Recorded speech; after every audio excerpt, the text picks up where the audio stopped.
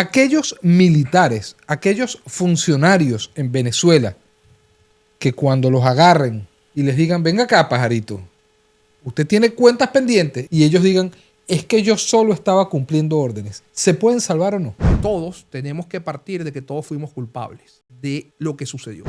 Pero yo solo espero, de verdad, que la dirigencia esté preparada para asumir este reto, porque es extremadamente complicado.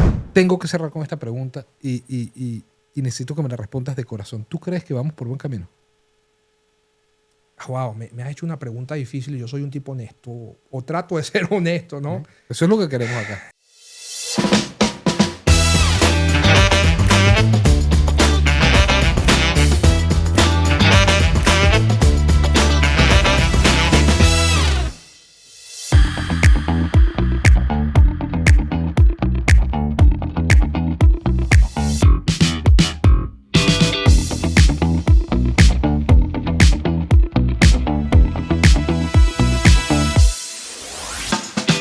Bienvenidos a otro episodio más de 40 y Dele, tu podcast de cuarentones. Y hoy vamos a hablar de derechos humanos, bastante golpeados en los últimos tiempos, sobre todo en nuestros países latinoamericanos y por supuesto Venezuela. Y vamos a estar conversando con el abogado Kelvin Zambrano, especialista en derechos humanos, profesor universitario, quien está acompañándonos hoy, ¿ok? Antes de comenzar, yo les recuerdo a ustedes, como siempre, que yo no soy periodista, yo no soy abogado, yo no soy muchísimo menos locutor, imagínense ustedes eso, en lo absoluto. Yo lo que soy es fotógrafo, y esta es mi contribución para por fin tener una Venezuela libre, si Dios lo permite. Kelvin, bienvenido, gracias por acompañarnos, ¿cómo estás? Gracias a ti, Gabriel. Y a los cuarentones, ¿no? Y a los cuarentones, exactamente. Todavía no piso ese piso, pero estoy cerquita. Bueno, próximamente bienvenido al club. Seguro que sí, seguro que sí. Sí, señor. Bueno, Kelvin, para empezar a conversar a tener esta interesante conversación contigo, es muy importante que nos des, para los que no te conocen, un pequeñito background de quién eres tú. Que nos diga quién eres tú. Eso es lo más difícil, hablar de uno, ¿no? Ah, sí, bueno, sí. Mira, yo inicié en el mundo de los derechos humanos desde muy joven. Desde que estaba en la universidad fui dirigente estudiantil, formé parte del movimiento estudiantil venezolano. Okay. Y a partir de ese momento mi preocupación por los derechos humanos surge precisamente por las inquietudes políticas. Es decir, el poder político necesita camisas de fuerza para evitar que pueda ejercer un poder absoluto y desbordado. Y los derechos humanos se convierten en una camisa de fuerza. Pero yo vengo, es del derecho constitucional. Okay. Y el derecho constitucional me llevó a los derechos humanos, porque cuando tú ejerces una acción interna frente a graves violaciones de los derechos humanos, recordando que los derechos humanos consisten, las violaciones o el concepto de derechos humanos, solamente el criterio es que es el Estado quien viola derechos humanos, no los particulares ni las empresas. Entonces, bueno, cuando... Perdón. Los civiles no violan derechos humanos. No, las personas naturales. Ya, eso sería un delito. Eso sería un delito, claro, Okay, claro. Okay. Hay que ver el contexto. Sin embargo, hoy en día la noción de violación, el concepto de violación de derechos humanos se está discutiendo. De hecho, hay una tendencia bien interesante que se llama Derechos Humanos y Empresas. De hecho, Naciones Unidas creó una relatoría especial en la materia. Sí. Y podríamos quizás en un futuro hablar de que ciertas empresas transnacionales con ciertas características puedan considerarse que también se puedan considerar que existe una violación de derechos humanos, ¿no? Claro. De hecho, Naciones Unidas y el sistema interamericano han adoptado una serie de recomendaciones para que las empresas no incurran en actos que puedan ser violatorios de derechos humanos, ¿no? Buenas prácticas. Pero continuando con la pregunta que me hacía, cuando tú te percatas que a nivel interno las instituciones no dan respuesta a las quejas y a las solicitudes que tú haces para la defensa de los ciudadanos frente al Estado, porque recuerda que el Estado es una estructura con mucho poder, porque el Estado tiene el control de la violencia, el Estado es grande, y el ciudadano frente a ese poder tan abismal está desamparado, ¿no? Entonces, Totalmente. pero tiene herramientas, el derecho constitucional, que el derecho constitucional fija controles a los gobernantes, al poder político. Entonces, bueno, hice mi maestría en Derecho Constitucional y más tarde, al ver que las instituciones quedan, no son capaces de dar respuesta a estas situaciones, entonces, bueno, ya ahí entra el derecho internacional de los derechos humanos, que es entonces llevar al Estado a instancias internacionales, demandar al Estado por incurrir en el hecho ilícito internacional por concepto de violaciones de derechos humanos. Y bueno, yo he demandado pues, al Estado venezolano, Sí. trabajo con víctimas de El Salvador, víctimas de otras partes del mundo, en varios proyectos para la identificación de patrones de graves violaciones a los derechos humanos, para documentar casos, para denunciarlos y visibilizar no solamente lo que pasa en Venezuela, sino en la región. Evidentemente empecé en Venezuela, pero ya hoy en día represento a víctimas en otros países. Perfecto. Entonces queda claro que el civil no viola derechos humanos. Sí, correcto. Comete delitos. El Estado es el que provoca la violación de los derechos humanos. Correcto. Ok. Dicho esto, Kelby, la próxima pregunta que te tengo que hacer es, según tu conocimiento, ¿desde cuándo se violan los derechos humanos en Venezuela? Caramba, mira, eso es una pregunta que creo que tiene varias aproximaciones. Ok. La primera es que ya en el año, quizás antes de la llegada de Chávez al poder, Chávez, recordando que además Chávez era un funcionario del Estado, Sí. Esto es bien interesante porque Chávez incurrió en una violación a la Constitución venezolana cuando ejecutó un golpe de Estado. Y además una violación a lo que hoy en día se está trabajando. De hecho, la Corte Interamericana hasta el 17 de noviembre, hasta el día de ayer, las personas tenían la posibilidad de enviar observaciones a una solicitud que hizo el Estado de Guatemala a la Corte Interamericana para que interpretara lo que se entiende como el derecho humano. Si la democracia es un derecho humano y por qué la democracia es un derecho humano. Sobre esto es interesante porque Chávez, desde mi perspectiva, al haber ejecutado el golpe de Estado, Esa fue la primera violación violó el derecho humano a la democracia. Pero es que además él estaba actuando de alguna u otra manera en su condición de funcionario del Estado venezolano. Y eso agrava la situación. Bueno, ahí podríamos estar frente a una violación de derechos humanos porque él está actuando con la anuencia de un sector de las instituciones del Estado. Claro, entiendo, sí. Y podríamos entonces interpretar que eso fue una violación a los derechos humanos y una violación al derecho humano a la democracia. Yo participé, envié unas observaciones a esta solicitud que hace el Estado de Guatemala a la Corte para que la Corte interprete si en efecto la democracia es un derecho humano o no, o es un sistema de gobierno. Eso lo vamos a ver más adelante cuando la Corte ya emita esa observación.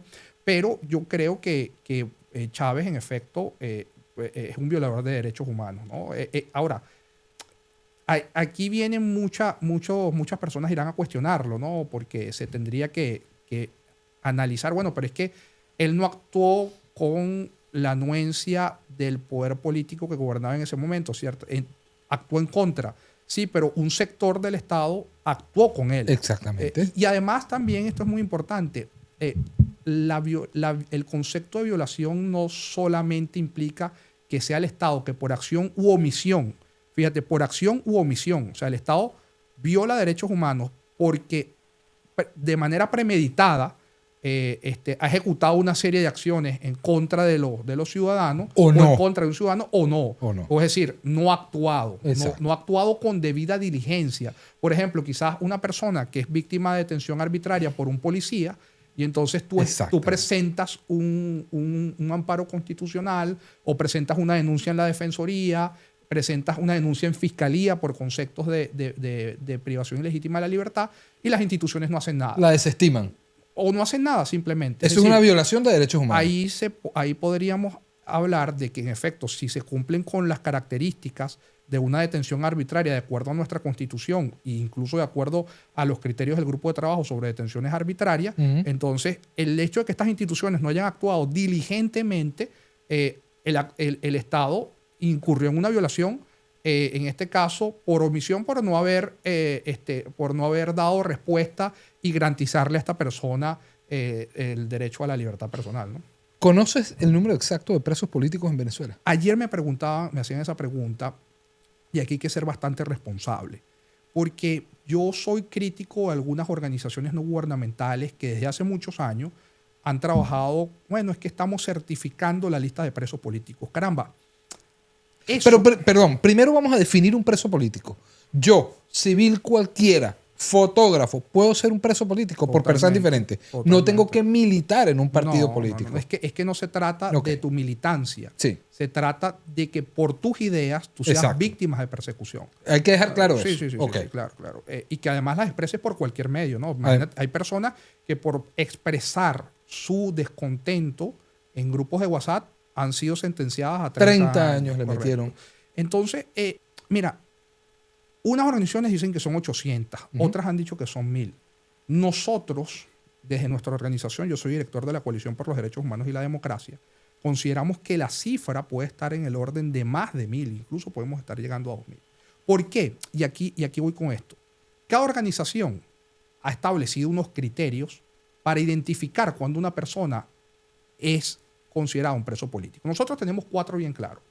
Primero, que esta persona, por el ejercicio de sus derechos civiles y políticos, por ejemplo, estaba en una manifestación, expresó sus ideas en Twitter o en X o en cualquier red social, y a esta persona inicia una persecución en su contra, es privada de libertad, desapareció.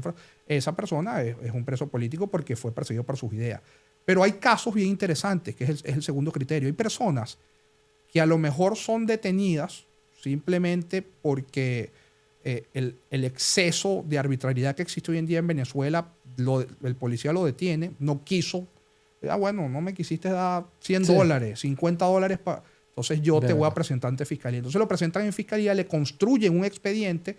Esta persona nunca en su vida, es decir, esta persona incluso ni tiene redes sociales, no ha manifestado, pero entonces le construyen un expediente. Pero es un número más, pues. No, y además le imputan delitos como traición a la patria o le imputan delitos de la ley contra la delincuencia organizada y el financiamiento del terrorismo. Es decir, hay leyes que fueron creadas con la intención de reprimir a la disidencia, de criminalizarla y de convertir a una persona que es activista de derechos humanos, activista político, darle la categoría de terrorismo para la construcción de la narrativa del gobierno, ¿no? De la hegemonización del discurso. Entonces, ¿qué pasa? Hay personas que, como este caso que te digo, bueno, entonces le meten financiamiento al terrorismo. Claro. O personas que, por ejemplo, trabajan como intermediarios en temas comerciales, manejan grandes cantidades de dinero y entonces le imputan delitos de esta ley, que es una ley especial de financiamiento del terrorismo. Entonces, ya estas personas se convierten de alguna u otra manera en presos políticos porque es el Estado utilizando la estructura legal para perseguir y para después construir narrativas en el ámbito político. Entonces, fíjate, sabes que ellos son expertos en la creación de situaciones. Entonces, agarran a 4 personas que estaban comercializando con, qué sé yo, con cualquier producto, y entonces dicen, bueno, nosotros tenemos que construir narrativas, porque ellos utilizan las narrativas o las retóricas con 2 propósitos. Una, para dispersar la atención, y otra, para seguir victimizándose. Y esa victimización sirve para movilizar las voluntades a su favor y mantener a su grupo, porque no hay que negar, todavía tienen gente a favor de ellos que los necesitan mantener cautivos. Entonces, crean estas novelas.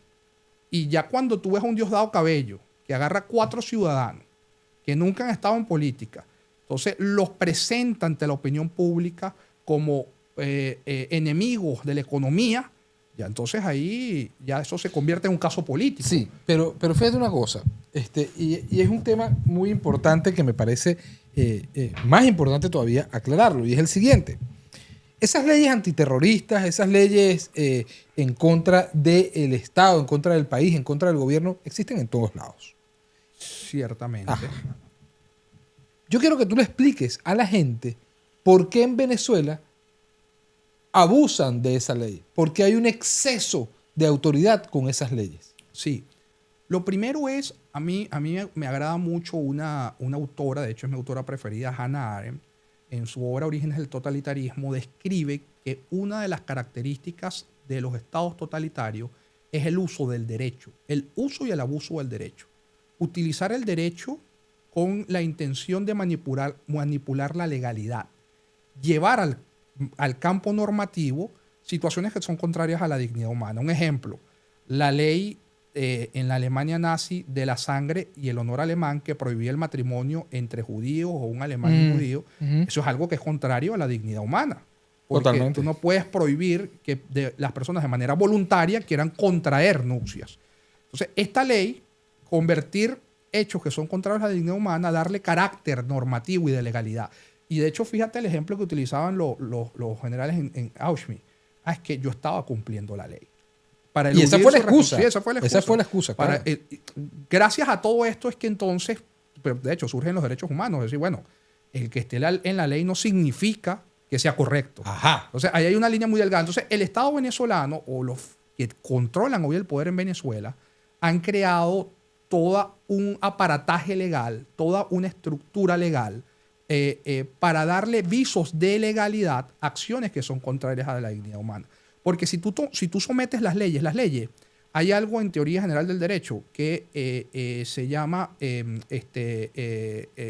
esa ley goce de no solamente la forma en la que fue aprobada. Ajá. O sea, las leyes deben de contar con, para que se conviertan en ley, deben de cumplir con un procedimiento específico que está descrito en la Constitución. Ok. ¿No?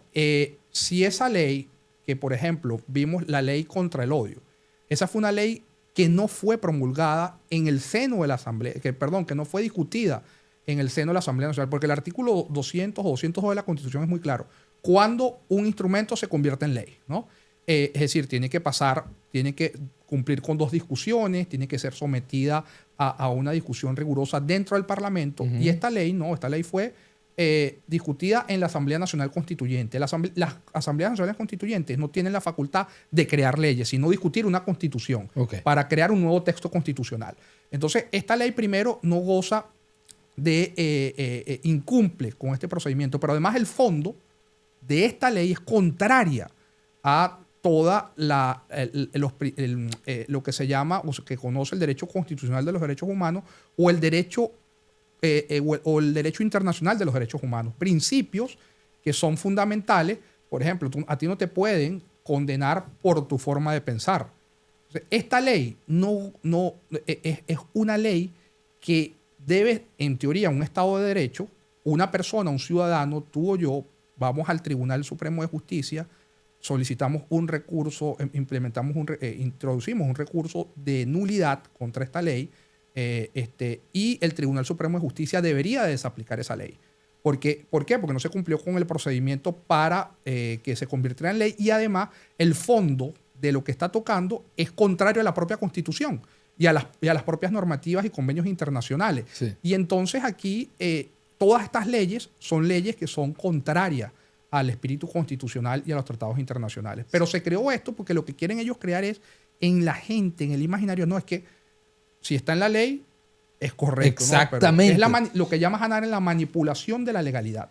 Se me vienen 1000 preguntas a la cabeza. 1000 preguntas. Pero, por ejemplo, eso debería pasar en un país donde el Tribunal Supremo, o mejor dicho, en un país donde existe separación de poderes. Correcto. Ok. En Venezuela no lo hay, por lo tanto no pasa. Pero te tengo una pregunta muy importante.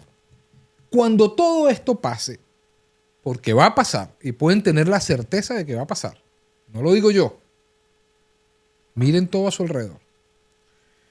Cuando todo esto pase, aquellos militares, aquellos funcionarios en Venezuela, que cuando los agarren y les digan, venga acá, pajarito, usted tiene cuentas pendientes, y ellos digan, es que yo solo estaba cumpliendo órdenes, ¿se pueden salvar o no? No, porque precisamente si algo ha quedado bastante claro es que el principio de obediencia debida no es una forma de tú eludir las responsabilidades en el campo por ejemplo, de los derechos humanos. En materia de derechos humanos y derecho constitucional, no puedes alegar obediencia debida, como decir, bueno, es que yo torturé a esta persona porque me dieron una orden. Y eso quedó bastante claro desde Auschwitz, precisamente. Sí, claro.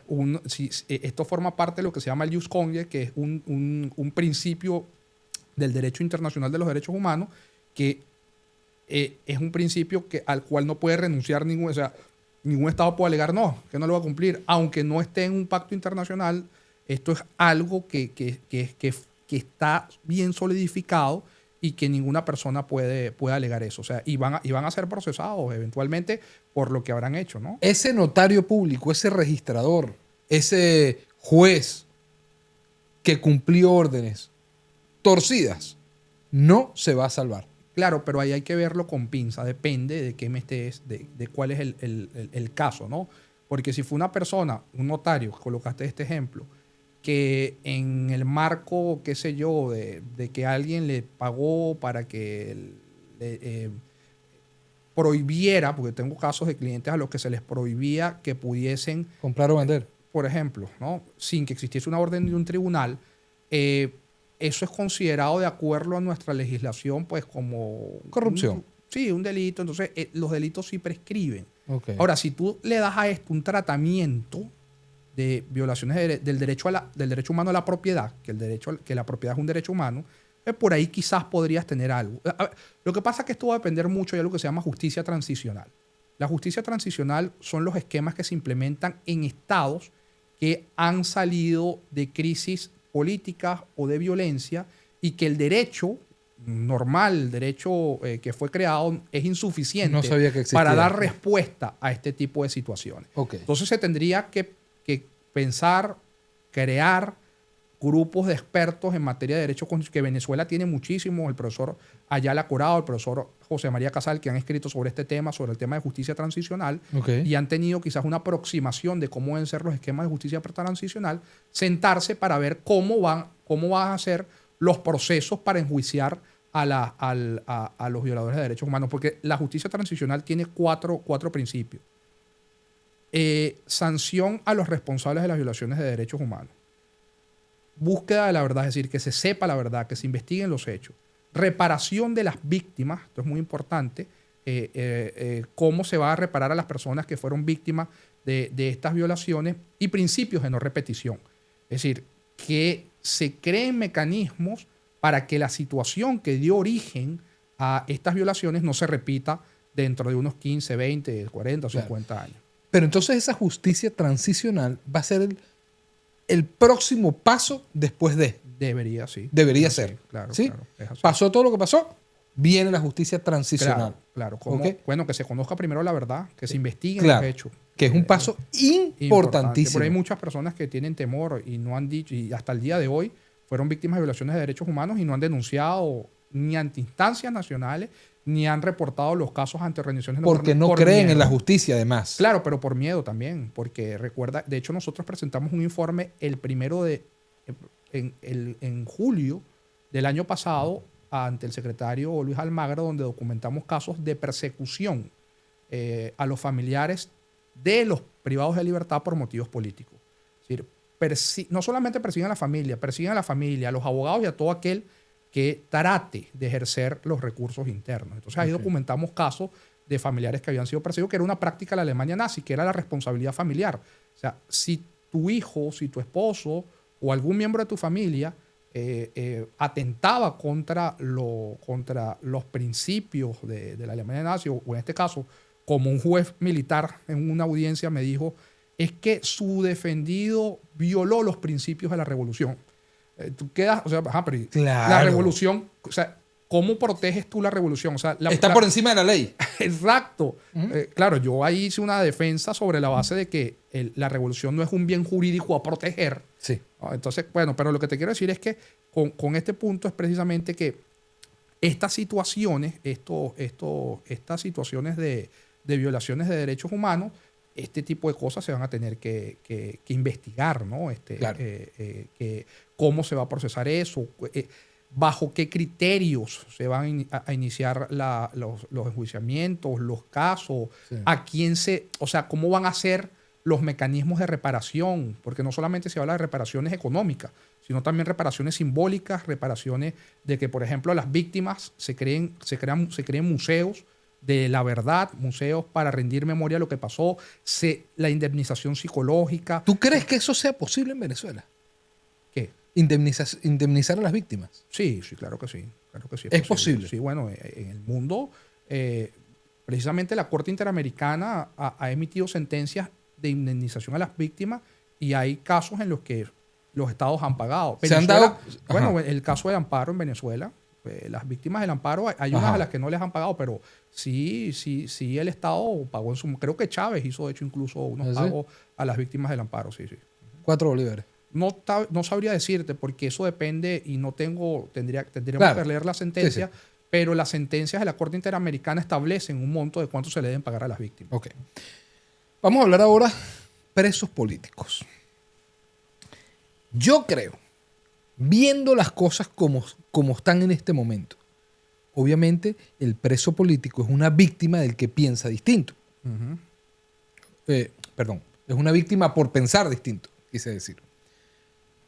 Pero también el régimen lo está utilizando como ficha de canje. Sí, claro. O sea, está usando la libertad humana, la libertad de sus ciudadanos como ficha de canje para una eventual represalia, no, para una eventual arremetida de no digamos el gobierno, del ejército estadounidense o de la coalición estadounidense. ¿Esto es así o son ideas mías? No, yo creo que ellos lo están haciendo porque ellos siempre repiten el mismo esquema para tratar de ganar tiempo, pero yo creo que el contexto es completamente distinto. Primero, la administración Trump ha tenido una posición muy distinta a la que tuvo en su momento la administración Biden en cuanto a este tema de darle más tiempo para que, bueno, no, es que nos arrepentimos, los liberamos. Creo que eso ya hoy en día no les va a resultar. Ellos liberaron hace poco a un grupo de personas. Creo que esto lo que están tratando ellos como que tener un acercamiento precisamente con la administración Trump para tratar de llegar a un acuerdo. Pero yo creo que esto no les va a resultar. Ojo, esto sí es importante. En Venezuela el conflicto van a terminar sentándose en algún momento. O sea,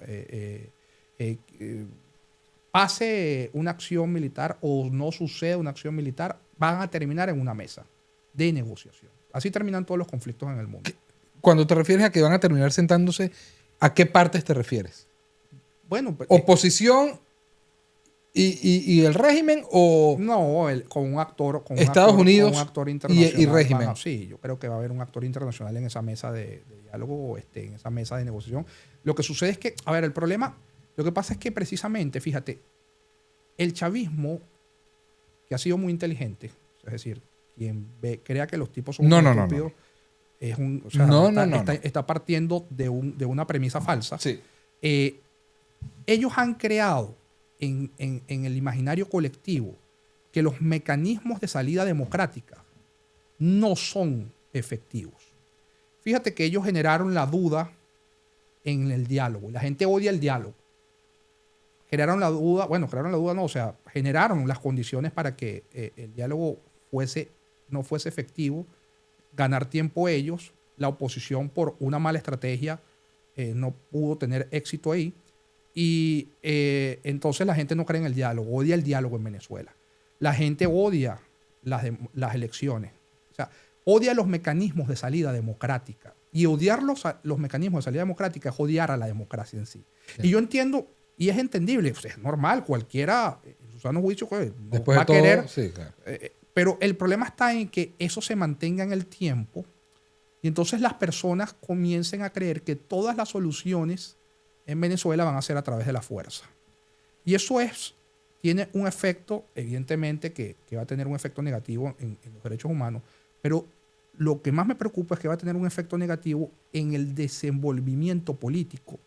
Porque entonces, estos señores, si nosotros vamos con el tema es que hay que perseguirlos, hay que matarlos, hay que enjuiciarlos, vas a victimizarlos. Claro, por supuesto. O sea, vas a crearles unos santos a esta nueva oposición. Sí. Porque el que crea que ellos, es decir, salimos de Maduro, ellos van a seguir, va a seguir existiendo una expresión chavista en Venezuela, lamentablemente. Sí. Ahora, ¿cómo nosotros lo enfrentamos inteligentemente sin darle las herramientas a ellos para que ellos utilicen este discurso de la victimización? Fíjate lo que pasó en Argentina. O sea, Milei gana y Milei perdió las elecciones locales en Buenos Aires. Sí. No, porque es que los tipos son unos expertos en el discurso de la victimización y siguen al pie de la letra un teórico que a ellos les encanta, que es Antonio Gramsci, el padre del creador del Partido Comunista Italiano y creador de esta tesis de la hegemonía del poder, que entendió que para poder penetrar en la sociedad, para poder controlar el poder, tenías que tener el control de los medios de comunicación, ¿no? Por ejemplo, el control del sistema educativo, que es la teoría de la hegemonía del poder de Gramsci. Y ellos entienden muy bien que... Chávez lo nombraba, por cierto. No, pero es que, claro, pero es que Chávez, de hecho, recuerdo yo, en una reunión dijo, si usted va a un pueblito en cualquier parte de Venezuela, lo primero que usted tiene que buscar es la emisora de ese pueblito. Porque un meeting, ¿cuántas personas pueden caber en un meeting? 100, 20. Pero aquí, ¿cuántas personas nos ven? ¿Cuántas personas tienes tú ahorita? Sí, seguidores. Ajá. 53,000. Imagínate, yo no voy a tener jamás 53,000 personas en una reunión aquí en la Florida. Sí. Entonces, es decir, los medios de comunicación son un instrumento fundamental para poder... De hecho, hay un buen libro del profesor Marcelino Bisbal que se llama Autoritarismo Comunicacional, y es cómo Chávez y ellos entendieron que tenían que tener el control de los medios de comunicación para el posicionamiento de su discurso. Y a ver, claro, cuando ellos salgan del poder quizás no van a tener esta misma sí, pero van a seguir teniendo medios internacionales, porque fíjate, ellos han ido creando una escuela de influencers que tuitean, retuitean, y apunta comparten. billetes, claro. Y eso va a desaparecer. No va a desaparecer. Eso va a estar ahí. Y ellos O va increciendo, además. Entonces, esto es un tema bastante complejo. ¿Cómo podemos nosotros, después del día D, combatir con herramientas políticas a estos sujetos? Claro, hay unos que te dicen, bueno, pero es que no hay que combatirlos con herramientas políticas porque ellos son unos criminales. O sea, no tengo duda en eso. Pero es que la política es algo tan complejo que tú no puedes decir, es que hay que darle tratamiento de criminal. Eso es un arma de doble filo. Le vas a dar a ellos Claro. herramientas. Y además, esa va a ser una oposición con financiamiento internacional, hermano. Va a ser porque además hay otro punto. Los grupos armados que ellos tienen en el país. ¿Cómo va a ser el proceso de recolección de armas? Porque esto no me lo contaron. Yo vi en su momento, cuando fui consultor jurídico de un concejal en Petare, me tocó visitar un sector popular y yo vi en una casa una Kalashnikov. En una esquinita. Armaron a los barrios. Eso es una realidad. Al que sea que hayan armado. O sea, no solamente los sectores populares. Porque aquí también creo que... yo siempre digo que siempre la gente, no, es que las mayorías, mira, quienes montaron a Chávez en el poder no fueron los sectores populares, fueron las clases medias y sobre todo los ilustrados. Sí. Arturo Uslar Prieto, que fue uno de los que promovió en su momento la candidatura de él. Y los medios de comunicación, ¿no? También, que son bastante responsables en esto. Pero el punto está en que cómo tú inicias un proceso de recolección de armas en ese país. Es decir, se tiene que labrar una estrategia muy inteligente para no caer en la retórica del amigo enemigo, de polarización nuevamente. No cometer los mismos errores. No. Pero ¿tú crees que Venezuela tiene la dirigencia capacitada para hacer ese trabajo en estos momentos? No lo creo. Lamentablemente yo no lo creo. No lo veo. No me digas eso. Bueno, yo no lo veo así. O sea, quizás otros lo verán así, pero yo no lo veo. Yo no lo veo. Yo valoro, creo que esto es importante, yo valoro a María Corina Machado como María Corina Machado. Ha sido una mujer consecuente, ha sido una mujer íntegra, valiente, que caramba, ven acá. O sea, es decir, levantar al país después de todos los fracasos que hemos acumulado no era fácil. O sea, recuperar la fe en un liderazgo. Estábamos totalmente anestesiados. Ninguno creía en esto, hermano. Sí. María Corina de Machado revivió la fe. Yo creo en ella, pero es decir, volvemos al punto, no podemos dejarle todo a ella. O sea, te tiene que crear, o sea, es decir, esto es algo mucho más complejo. Sí. Requiere de un proyecto colectivo, nacional. Y lo que me preocupa es que, por ejemplo, a mí que me tocó viajar por todo el país hablando sobre derechos humanos a las juventudes de los partidos, no veo una juventud de los partidos con criterio, con profundidad sobre este tema. O sea, es decir, se quedaron en el selfie. Se quedaron en el quién tiene más seguidores. Pero ahí no hay discusión de médula de cómo vamos a enfrentar este tema. Porque hay otro tema, a ver, que me preocupa. Y los infiltrados fueron 25 años, o han sido 25 años. Esperemos que lleguemos nada más a 25 y nos tengamos otro, pero han sido 25 años. ¿Tú crees que esas instituciones que ellos crearon a su imagen y semejanza, un traje a la medida para poder controlar el poder, de la noche a la mañana tú vas a poder recuperar eso? Mira, hay un caso de la historia que me parece importante. Cuando ganó Violeta Chamorra en Nicaragua. Ella era la presidenta, pero la Policía Nacional y los cuerpos de seguridad no atendían a ella. Atendían a otro sector. Y era el sector que hoy en día está en el poder. ¿Cómo tú desmantelas todo ese aparataje, ese monstruo, con personas cubanas infiltradas para sabotear el proceso venezolano? Sí, no es fácil. No. Porque es que además, mira, aquí hay que entender muchas cosas. Fidel Castro entendió desde el día número 1 que Venezuela era importante porque era el país más cercano, era su banco para él poder sostener la revolución cubana y poder expandirse. Y de hecho, inteligentemente, Rómulo Betancourt, que me parece uno de los políticos más brillantes de nuestra historia, bueno, por ahí llegarán los liberales, que él era de izquierda, bueno, sí, pero vamos a verlo en el plano político. O sea, la política, como decía el padre de la política moderna, que es Maquiavelo, hay que verla objetivamente. No, y verla de manera autónoma como una ciencia. Entonces, de acuerdo a ese criterio, políticamente, Betancourt entendió que tenía que romper relaciones diplomáticas con Fidel Castro, porque si dejaba que Fidel Castro penetrara a Venezuela, iba a sabotear, como intentó hacerlo, o sea, Machurucuto, sí, claro. el golpe de Estado que le dieron a Betancourt en el porteñazo, estaba Fidel Castro detrás de todo esto. Sí.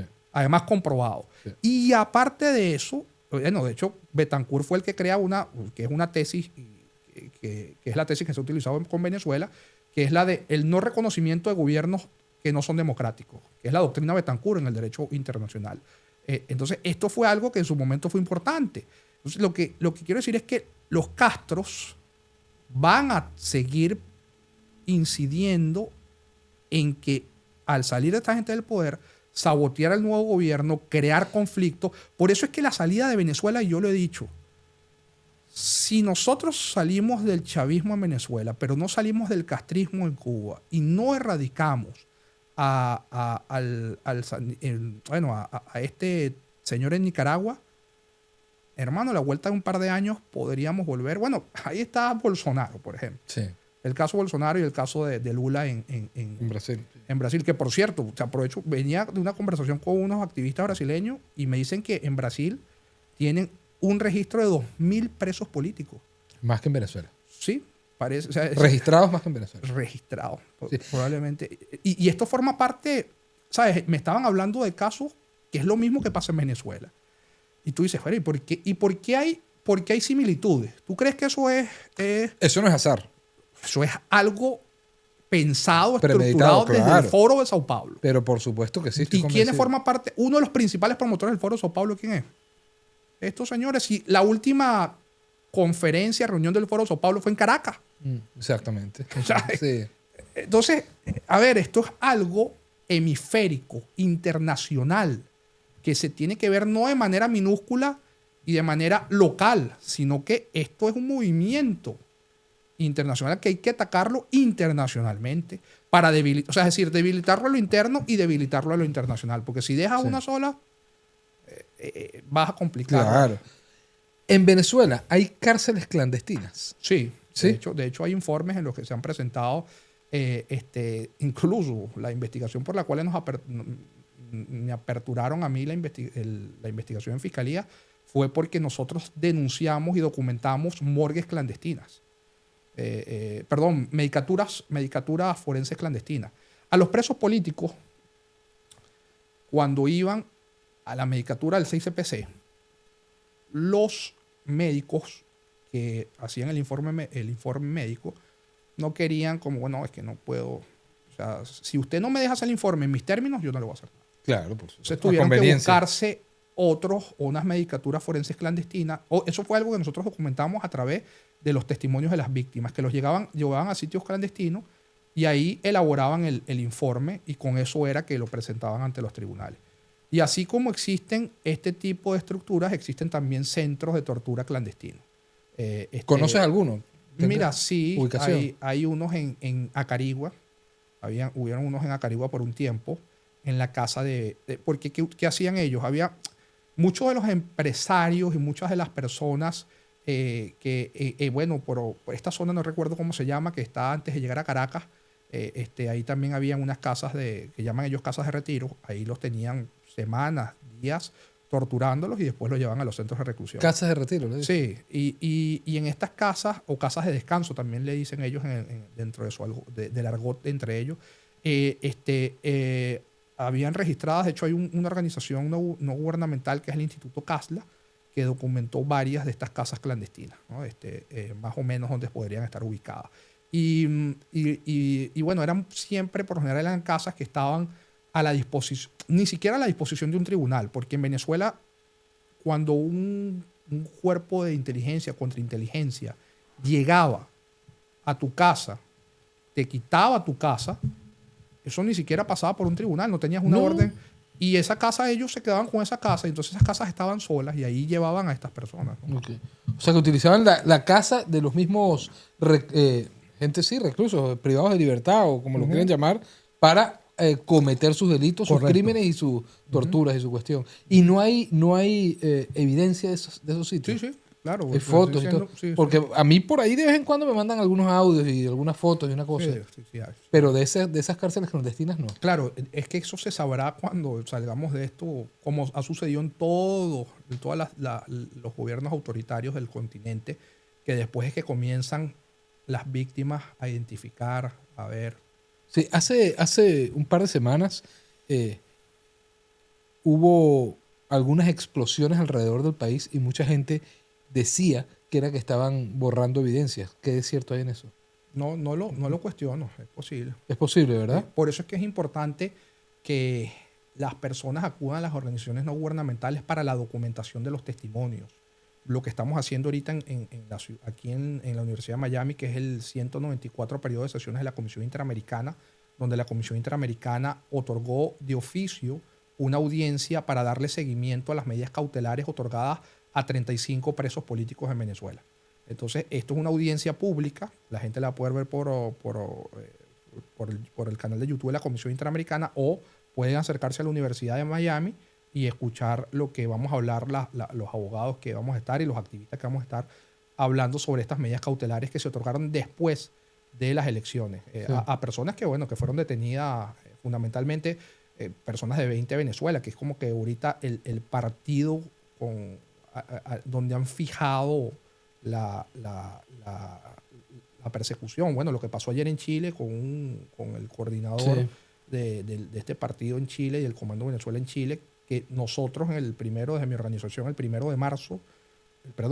de diciembre del 2024, presentamos un informe que se llama La persecución transnacional más allá de la frontera. Sí. La persecución política más allá de la frontera, donde documentamos casos de persecución transnacional, 25 casos de nicaragüenses perseguidos en Costa Rica, porque de hecho hace unos meses murió el mayor Sancán, que fue asesinado por grupos irregulares que operan en Costa Rica y que era un opositor al gobierno de Ortega, y 25 casos de venezolanos perseguidos en Colombia. En Colombia y en otras partes del mundo, ¿no? De hecho, hace también un par de meses. En Chile pasó. Bueno, y 2 venezolanos en Colombia que sufrieron un atentado. Ajá. Entonces, todo esto es que grupos irregulares operan en estos países, porque son países con cierta cercanía, y que son países que además han colaborado pasando información y nosotros documentamos situaciones como que Venezuela solicitando lista de la diáspora a Colombia, o el gobierno de Ortega solicitándole al gobierno de Costa Rica lista de la diáspora nicaragüense para saber quiénes son, dónde estaban, ubicarlo. Se proporcionaron en algunos casos esas listas de la diáspora, de lo que tenían ellos documentado. Casos como personas que fueron secuestradas en Cúcuta y entregadas a la inteligencia y la contrainteligencia venezolana.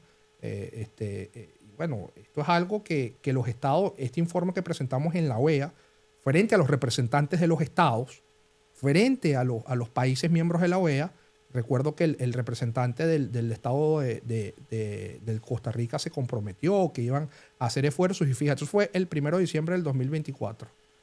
Mataron al mayor Sankán hace ya varios meses. Entonces, esto requiere de un abordaje más profundo y un compromiso por parte de los estados, primero para reconocer la persecución transnacional como una grave violación a los derechos humanos. Segundo, que los estados entiendan que esto también es una situación que coloca en riesgo la seguridad de sus estados. Por supuesto. Quizás no lo veamos porque, bueno, por las víctimas, o sea, verlo desde y así lo decíamos, desde los intereses de esos estados. Que grupos irregulares operen al margen de la ley dentro de tu estado, eso coloca en riesgo Para la seguridad. beneficiar al vecino. Claro, eso coloca en riesgo la seguridad de tus ciudadanos y la seguridad de tus instituciones. Claro, porque una totalmente. persona que secuestra, que identifica a perseguidos políticos, ¿tú crees que solamente se dedica a eso? No. Se dedica al narcotráfico, se dedica a todo lo irregular. Y Trata de personas. Y si le piden que lo haga con sus compatriotas, lo va a hacer. Más fácil todavía. Lo va a hacer. Entonces, los estados deben entender esto. Quizás no sobre las recomendaciones que hicimos en ese informe que está en nuestra página web, que invito a que lo lean. Quizás no en ese aspecto, pero por lo menos en el aspecto de seguridad, ¿vale? Claro. De esos estados. Por supuesto, por supuesto. Está complicada la situación. Muy compleja. Está muy, muy compleja. Solo queremos que se desenvuelva de la mejor manera, más rápida posible, pero me llama mucho la atención esa parte que comentamos acerca de que los funcionarios venezolanos, por mucho que digan, yo estaba cumpliendo órdenes, no se van a salvar. No. Entonces, ¿qué pueden hacer? ¿Crees que estén a tiempo de salirse de ese rollo en que se metieron ellos solitos? Pueden decir, mira, yo me retiro aquí. Lo que pasa es que eso no lo controlamos ni tú ni yo, porque eso depende de varias aristas. De los que vayan a asumir el poder en Venezuela después de esta tragedia. Sí. Si decide o no perdonar a estas personas, es porque también tienes que lidiar con algo. Las víctimas van a querer ver justicia, van a querer Por supuesto. que sus agresores y que y los violadores de derechos humanos, quienes ejecutaron tortura, cualquier tipo de violación de derechos humanos, sean sancionados conforme a la ley. No se trata de venganza. Esto no es venganza. Eso hay que dejarlo muy claro. La Sí. venganza es el uso desmedido de la rabia no controlada en contra de una persona. La justicia genera un mecanismo de control para que se aplique lo que está en la ley. Más nada, ¿no? Así de fácil. Y bueno, las víctimas, pues yo creo, es que esta conversación no la podríamos tener si las víctimas no están en esa mesa. Es decir, ¿qué se va a hacer con aquellas personas que, bueno, se arrepintieron? Porque fíjate lo que pasó en Colombia, ¿no?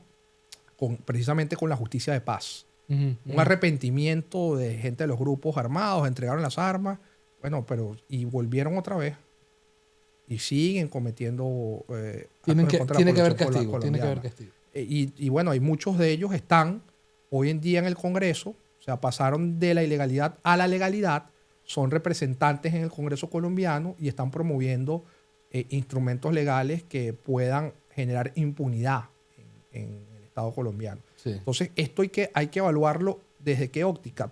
Toda política pública para la implementación de una ley de transición, de un esquema transicional, tiene que tener a las víctimas como parte fundamental de la elaboración de estas propuestas. Si no, yo creo que no va a gozar de legitimidad. Ahora, la víctima puede tener injerencia en la decisión. Bueno, de la decisión de un juez. Sí. Si esa víctima va a tener las herramientas que establece la ley para poder ser parte del proceso y presentar lo que a bien él ya tenga que presentar. Ok. Y eso va a generar, o sea, ahí es el criterio del juez, ¿no? El criterio del juez va de manera ponderada, va a ver qué es lo que... Pero en justicia transicional no es solamente un tema de derecho, porque además la solución del tema venezolano no es una solución jurídica, es una solución política, o sea, es de otra categoría, de otra índole. Entonces, de hecho, el derecho atiende también al panorama político, ¿no? Entonces, aquí va a tener mucho peso, evidentemente, los criterios jurídicos, jurisprudenciales, pero también el tema político, ¿no? Sí. O sea, porque tú tienes que ver algo. Vamos a pasar toda una vida persiguiendo y toda una vida iniciando procedimientos de investigación. ¿Cuándo vamos a ser país? Exactamente. Entonces, ahí también se incorpora algo entre los esquemas de de justicia transicional, que es el tema de la reconciliación.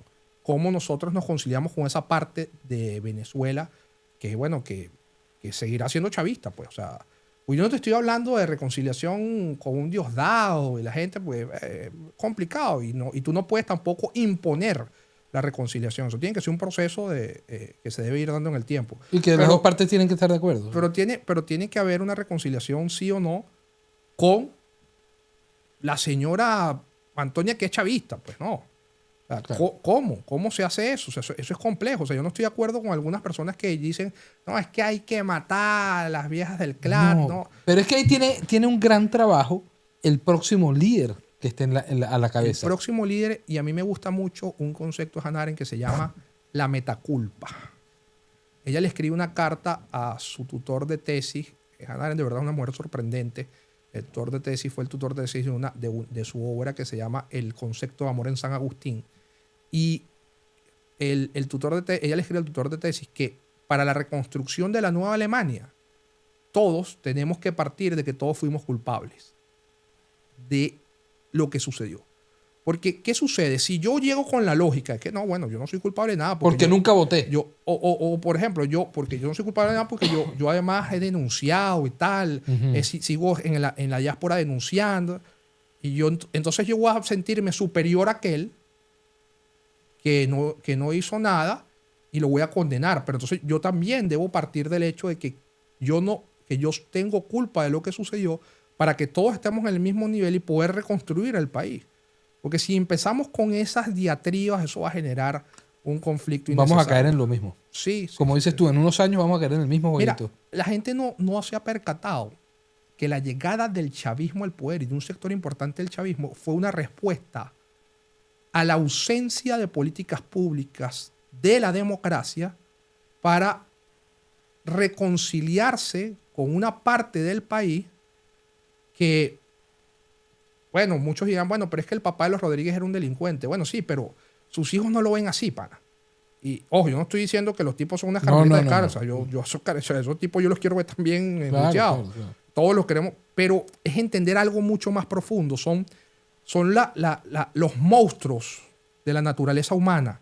O sea, esta gente, nunca hubo en Venezuela un proceso de reconstrucción o sea, bueno, se iniciaron procesos en contra de esta gente, los combatieron, Ujú. pero nunca trataron de generar procesos de reconstrucción para evitar que ese discurso por el cual Chávez llegó al poder, entre otros muchos, pero ese ingrediente del odio, del resentimiento, no se convirtiera en un elemento para la movilidad de las voluntades. Sí. Eso hay que buscar la manera de hacerlo, porque si no vamos a estar en esta retórica toda la vida. Sí. Toda la vida. ¿Y cuándo vamos a ser país, como tú Sí, dices? entonces, a mí me molesta mucho con muchos activistas cuando tienen esas posturas intransigentes de que, bueno, hay que sangre y... un periodista por ahí que yo escuché que dijo, no, es que yo no me siento orgulloso de ser venezolano porque es que esa lógica de sangre, el miedo a la sangre, es que ¿a quién no le tiene miedo así? Porque yo quiero verlo a él con un fusil y echando, porque Claro. es bien de pinga, decía aquí con un micrófono Por y supuesto. contigo, yo empaltosado y con perfume, hay que sangre, eso es muy fácil. Claro. O sea, difícil es tú tener el atrevimiento de quitarle la vida. Yo, por ejemplo, yo no puedo ser un hombre para la guerra, porque esto hay que entenderlo. Y el mejor ejemplo histórico, Churchill era un buen hombre para la guerra, pero no un buen hombre para la paz. O sea, hay hombres y hay líderes y hay personas que son buenas. ¿Habrá guerra? Bueno, sí, lamentablemente va a haber un enfrentamiento. No va a terminar en buenos términos porque el chavismo nos llevó a esto. Sí. O sea, si aquí hay un Exactamente. culpable de que exista, y esto es muy importante decirlo, si aquí hay un culpable de una acción militar extranjera, Son ellos mismos. ellos mismos crearon esas condiciones porque les conviene esas condiciones. ¿Y por qué les conviene esas condiciones? Y ahí voy a mi otra preocupación. Porque con esta acción militar van a despertar aquellos fantasmas del imperialismo yanqui. Y esto no solamente se va a convertir en una gasolina para el chavismo, sino una gasolina para todo el movimiento de la izquierda, la izquierda autoritaria en el continente. Porque son unos hipócritas. Y aquí hay que decir algo. Ellos dicen, no, que estoy en contra. Ellos quieren, ellos rezan, y estoy convencido de eso, que se ejecute esta acción contra Venezuela para ellos poder utilizar este discurso de victimización. Y así como Chávez decía, la espada de Bolívar está caminando por América Latina, la espada del imperialismo está caminando por América y generar otra vez ese esquema de retórica izquierda-derecha. Esto está demasiado complicado. Yo solo espero. No hay respuesta para esto. Hay reflexiones y acercamientos, pero respuestas no las podemos tener. Tenemos que sentarnos todos a buscarlas. Sí. Pero yo solo espero, de verdad, Kelvin, que la dirigencia esté preparada para asumir este reto. Porque es extremadamente complicado. Y tienen que estar todas las, no digamos fuerzas, pero las ramas de una sociedad tienen que converger en la misma idea y remar hacia el mismo lado. Porque si no, aquí nos vamos a volver un desastre otra vez. Hay que crear algo que yo creo que es importante, es crear un pacto de convivencia, primero entre la oposición venezolana. Sí. Nos guste o no, hay gente que, bueno, que no es potable, pero bueno, que el problema es el otro tema, es que dentro de la oposición sí hay que, ¿cómo hacer con aquellos que conspiran y han conspirado en contra de María Corina toda la vida, que no les va a gustar que ella sea presidenta? O bueno, en este caso en Mundo, que ella sea la líder, ¿no? Pero ¿qué va a pasar? O sea, es decir, ¿cómo nosotros logramos que esta gente esté tranquila y que pueda generar un...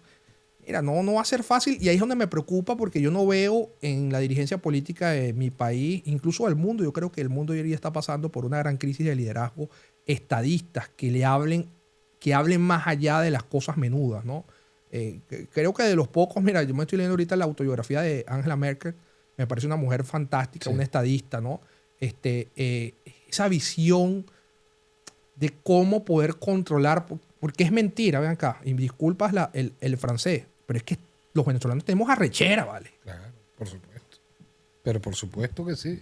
Y no es para menos también. ¿Cómo tú manejas eso? Claro. No es fácil. No. Es bien complicado porque cada quien tiene su historia. Sí. Cada quien tiene su proceso, cada quien ha sufrido. Sin contar que no hemos hablado de las otras víctimas, que somos los que estamos fuera del país, Claro. porque también somos víctimas. Claro, Por ejemplo, muchos de nosotros tenemos negado el derecho a la identificación. Por ejemplo. Por Claro. ejemplo. Eso es un mecanismo que nosotros documentamos como de represión. Exactamente. Entonces, mucha gente que ahorita está acá en los Estados Unidos, que tiene, que no ha finiquitado su proceso migratorio, se está viendo en la necesidad y en la obligación de regresar a Venezuela. Sí. Gente que tiene 10 años aquí y va a tener que regresar a empezar de cero en un país donde ya de entrada no lo quieren porque tú fuiste un traidor a la patria, porque te fuiste para los Estados Unidos. Eres el diablo. Eres el diablo. De hecho, nosotros hemos visto, nos han llegado reportes, por lo menos a mí me han llegado 3 reportes de personas que me han dicho que están en un proceso de investigación, que están vigilando a las personas que han ingresado a Venezuela, a Estados Unidos, que han tenido una estadía prolongada o no, los tienen en la mira. Sí, porque son los sospechosos habituales, ¿no? Sí, y bueno, tienen que echarle la culpa a alguien. O sea, es decir, como siempre. Ya se les agota que si el tema de la sanción, entonces bueno, ya no, esto no nos sirve, vamos a echarle la culpa ahora a los que vinieron. Sí. Y decir que son agentes de la CIA y decir que están, ¿sabes? Entonces eso... El cuentico de siempre. Sí. El cuentico de siempre. Bueno, nada, Kelvin, este tema da para muchísimos episodios más. Sí, muchas aristas. De verdad te agradecemos el tiempo que te tomaste en estar acá con nosotros. Muchísimas gracias. Gracias también a todos los cuarentones. A los cuarentones. Así es. Y gracias Por favor, envíale un mensaje a todos los venezolanos que están adentro y que están afuera. Tengo que cerrar con esta pregunta y necesito que me la respondas de corazón. ¿Tú crees que vamos por buen camino? Wow, me has hecho una pregunta difícil y yo soy un tipo honesto, o trato de ser honesto, ¿no? Eso es lo que queremos acá. Yo creo que va a ser un camino con espinas, un camino espinoso. Si nadie dijo que iba a ser fácil. Pero yo no creo o sea, no, yo creo que hay que combatir 2 cosas. El mandelismo, todo el mundo quiere ser un Mandela para convertirse en el gran líder, y el cortoplacismo. Sí. Esos son dos males que nos han acompañado. Hay que combatirlos para que podamos ir por el camino adecuado, ¿no? Sí. Y retornar a la civilidad de la manera más rápida posible. No quedarnos en el tema ese del conflicto, porque eso es lo que nos va a hacer daño, esas son mis preocupaciones. Yo creo que el venezolano ha demostrado ser una persona capaz de reinventarse, porque aquí muchos de los que hemos llegado nos ha tocado hacer trabajos que no tienen nada que ver con lo que formamos. Creo que esos referentes positivos tenemos que utilizarlos para la construcción de la nueva Venezuela. Hay que buscar cosas que nos puedan unir. Por eso yo fui bastante crítico de dos activistas que cuando estaban beatificando a la madre Carmen y a José Gregorio, atacaron a Roy Chatterton. Yo creo que ese no era el escenario. Eso es convertirnos igual a Yo creo que ese era un punto de unión también. Sí. Yo creo que es que, fíjate, lo que hizo Mandela, que tendrá sus detractores, y no estoy hablando, bueno, de la política en Sudáfrica, temas económicos, porque fue amigo también de Fidel, en fin, yo estoy hablando de un hecho puntual. Y de hecho una película de Hollywood lo refleja perfectamente. Cómo él a través del fútbol sirvió de una u otra manera para unir el país. ¿Qué pasó después? Bueno, sí hay que evaluarse, pero tuvo un punto de partida y él lo entendió así. Nosotros necesitamos un punto de partida para unir el país. A mí me agrada mucho, por ejemplo, algo que sucedió en la Alemania nazi. Después de que pasó todo esto, la gente no se sentía orgullosa de su historia, de la historia, no se sentía orgulloso de ser alemán ni siquiera, por los horrores del pasado. Y si tú no sientes orgullo por lo que tú eres, por tu origen, va a generar conflictos de identidad, conflictos de integración. Entonces, ¿qué utilizamos nosotros? Bueno, creo que este tema de la beatificación puede ser interesante. Los alemanes inventaron algo que se llama el patriotismo constitucional, que fue que crearon una constitución genial, de las mejores del mundo, y la gente entonces tenía elementos para sentirse orgulloso de su identidad. Y esto es un tema quizás más antropológico, ¿no? Pero lo que quiero comentarte con esto es que hay que buscar esos elementos. Y yo creo que, mira, que sí vamos a salir de esto. Yo creo que tenemos que hacer un gran trabajo por reconstruir nuestra capacidad de resiliencia y nuestra capacidad de esperanza y armonía.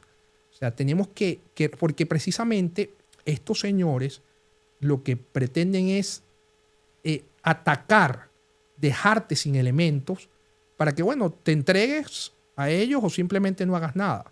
Entonces, hay que buscar esos mecanismos, esos espacios. Yo soy un tipo muy crítico, que me escucha hablando a mí y dice que es que tú eres un pesimista. No. Pero de verdad que creo que es importante buscar estos elementos en el... Sí. ¿Cómo hacerlo? ¿Cómo hacerlo?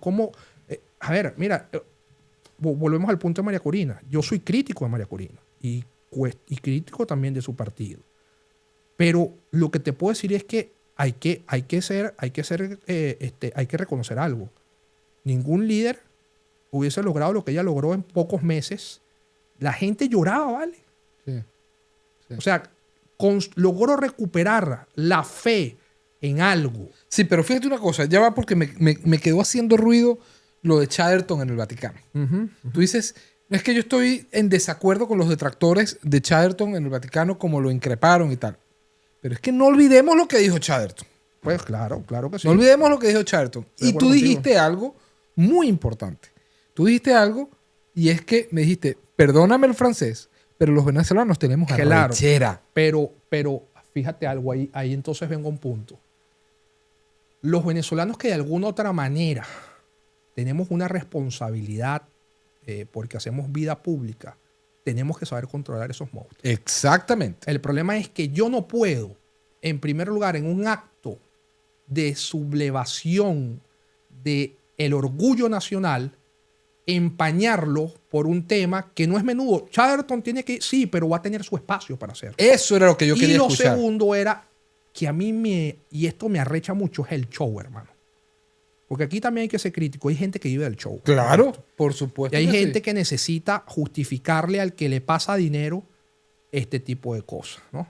Yo fui muy crítico de este tema y he sido crítico de muchas cosas, porque hay gente en el país, mira, hay gente en el país y en los partidos muy valiosa que sigue dando la batalla en Venezuela y que son detractores de muchas de las cosas que se dicen aquí.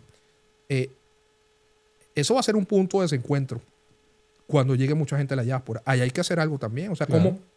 Es decir, porque el chavismo, mira, el chavismo generó que cuando tú pienses distinto, tienen que atacarte sin clemencia y verte como un enemigo a morir. Eso no es así. No adversario, enemigo. Exacto. Sí. Bueno, es la tesis amigo-enemigo de Karen Smith. Sí, exacto. Ver la política no como un medio para la convivencia, como la veía Hannah Arendt, un medio para que podamos interactuar y poder buscar soluciones a los temas sociales, sino como la lógica amigo-enemigo. Sí. Porque tú a tu amigo, ¿qué es lo que quieres? Borrarlo por completo. O sea, hay que empezar también a ver, bueno, el que piensa distinto no es mi enemigo. O sea, el que piensa distinto es una persona que piensa distinto a mí. Tiene otro punto de vista y ya. Podemos buscar puntos en Pero común. total. Vamos a enfocar. En esta nueva Venezuela hay que buscar los puntos en común. Sí, sí, así es. Bueno, muchachones, interesantísima la conversación, Gracias, ¿no? Gabriel, De a verdad, ti. súper agradecido. Esperamos tenerte por acá cuando nos vuelvas a visitar. Seguro que sí. Este espacio tiene las puertas abiertas para ti. Gracias. Gracias por tu tiempo, de verdad. Y a ustedes, cuarentones, gracias por estar ahí. Les recuerdo, es importante que se suscriban al canal, que le den like y que compartan, porque de esta manera el canal y el episodio tan interesante va a llegar a muchísimas más personas. Así que nos vemos en el próximo episodio de 40 y Dele, tu podcast de cuarentones. Chao. Uf, coño, qué interesante.